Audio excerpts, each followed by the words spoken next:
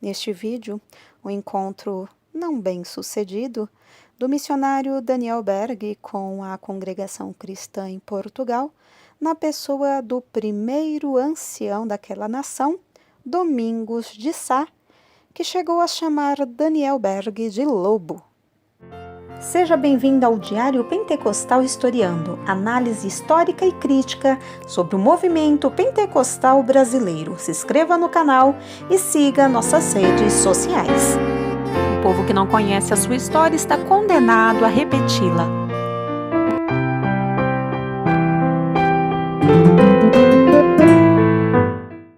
A Assembleia de Deus Brasileira foi fundada apenas alguns meses de diferença da Congregação Cristã do Brasil, 1911 e 1910, respectivamente. Talvez por desconhecerem os antecedentes históricos e o início das duas denominações, muitos crentes fiéis de ambas as denominações entendem que as duas não tiveram nenhum tipo de relação. Este vídeo é o primeiro em que trarei para vocês momentos em que as duas denominações, tanto a Assembleia de Deus quanto a Congregação Cristã, de alguma maneira se relacionaram. O historiador e escritor Itamar Coutinho, um dos grandes pesquisadores da atualidade da CCB, Congregação Cristã no Brasil, me disponibilizou o trecho de um livro publicado em Portugal no ano de 1966, onde o autor relata o encontro de um assembleiano com a Congregação Cristã em Portugal. Ele não revela maiores detalhes sobre este fato. O que eu fiz então? Pesquisei nos meus documentos, alguma referência sobre este relato. Porém, a única informação que eu encontrei foi que realmente, neste período, Daniel Berg esteve em Portugal. Diante disso, nós teremos nesse vídeo apenas a versão, uma versão do acontecimento, a fornecida pela Congregação Cristã em Portugal. O que se sabe é que, em algum momento, no início da década de 1930, o missionário Daniel Berg, um dos fundadores sueco, da Assembleia de Deus no Brasil, foi em missão para Portugal a fim de fundar um templo da Assembleia de Deus. Já existiam alguns crentes pentecostais na cidade do Porto desde 1925.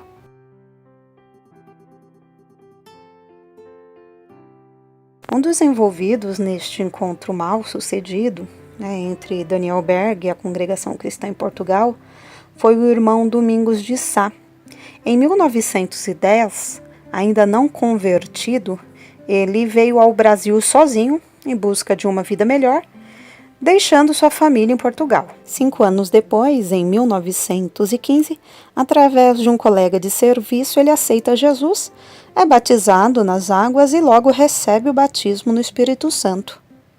Mas, alguns anos depois, conseguiu voltar a Portugal e reencontrar a família. Ainda no primeiro amor de Cristo, falava da sua graça sempre que tinha oportunidade.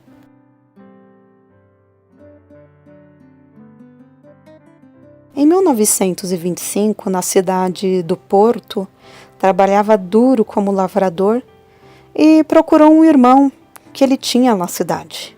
Conseguiu encontrá-lo, porém o irmão quase não falava com ele por causa da obra de Deus. Acredito que havia uma animosidade no irmão em relação aos crentes. Ainda assim, Domingos de Sá continuava a visitá-lo. Um dia, eles foram almoçar juntos na casa de Domingos. Sua cunhada, casada com seu irmão, também compareceu.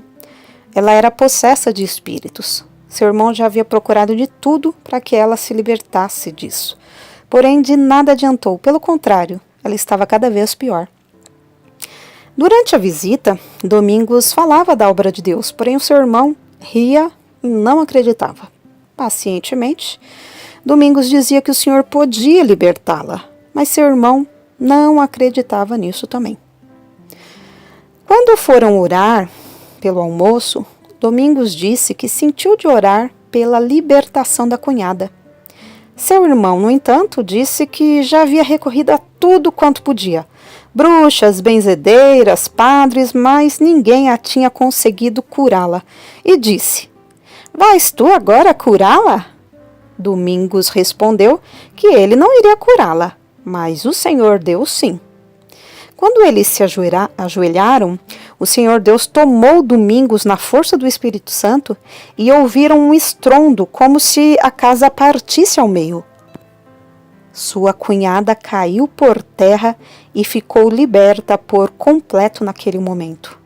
Logo, seu irmão e a esposa creram na obra do Senhor.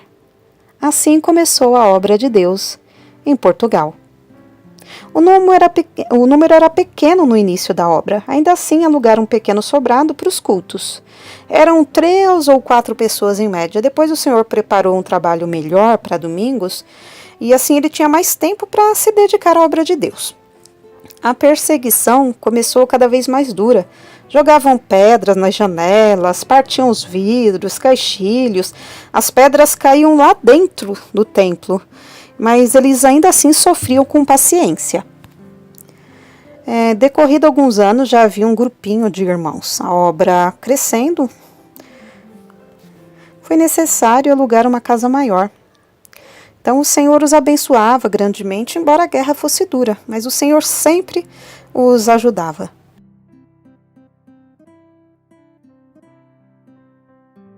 Raul Garcia, autor do livro português Vivências e Convivências dos Primeiros Discípulos de Nosso Senhor Jesus Cristo, relata que com o crescimento da obra em Portugal, Domingos começou a sentir uma grande necessidade de ter um ajudante, por isso começou a clamar a Deus pedindo isso.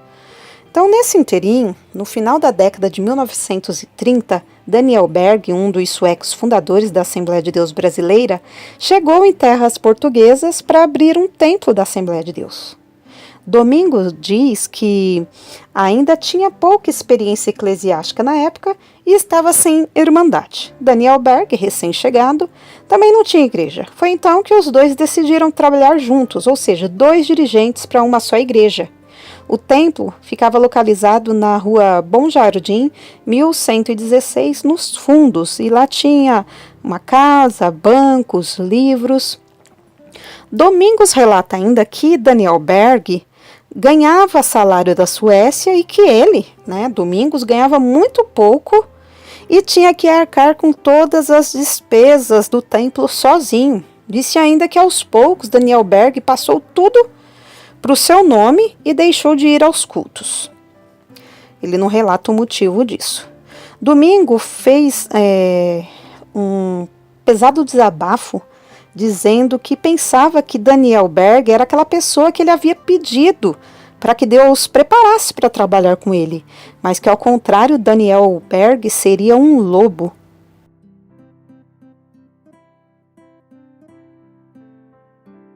Certo dia, o irmão Domingos ele começou a notar diferenças nos cultos e na própria irmandade quando Daniel Berg presidia os cultos.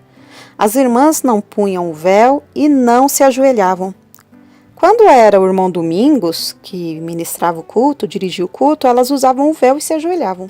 Contrariado, Domingos de Sá disse que enquanto ele fosse vivo teria de ser assim, porque foi como eles haviam aprendido e como Deus estaria abençoando eles até aquele momento. Um dia, quando Daniel Berg ministrava a palavra, Domingos entendeu que Deus teria falado na própria boca de Daniel Berg: se não tornás ao primeiro castiçal, não entrarás no meu reino. No final do santo culto, o irmão Domingos falou a Daniel Berg o que Deus falou pela sua própria boca. Daniel Berg, por sua vez, disse: o que foi? Como assim, se eu não voltar ao primeiro castiçal, não entro no reino de Deus? Então, irmão, pode ir, que tudo que está nessa sala é meu. Ou seja, Daniel Berg não aceitou o parecer do irmão Domingos de Sá e se separaram.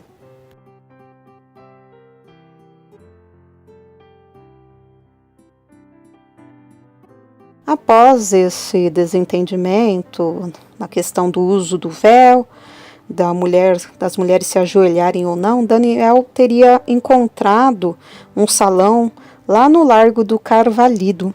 Ele foi para lá e deixou tudo para o irmão Domingos. A Irmandade, porém, teria ido toda com ele, umas 6 ou 7 pessoas. Domingos de Sá, diante disso, convidou Albino, seu filho do meio, e ele aceitou trabalhar com o pai na obra de Deus.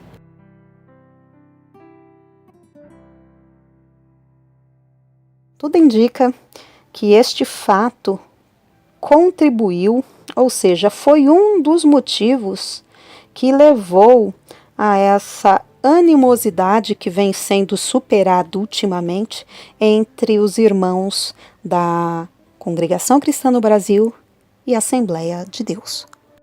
Como disse no início do vídeo, eu não encontrei nas bibliografias de Daniel Berg, em que eu já tive acesso, nenhuma menção sobre esse fato. Não é impossível, disso ter acontecido, uma vez que esses tipos de desentendimento eram e são comuns, uma vez que estamos falando de homens, seres humanos, imperfeitos. Mas caso eu encontre a versão assembleiana deste caso, eu prometo que eu trarei aqui no canal.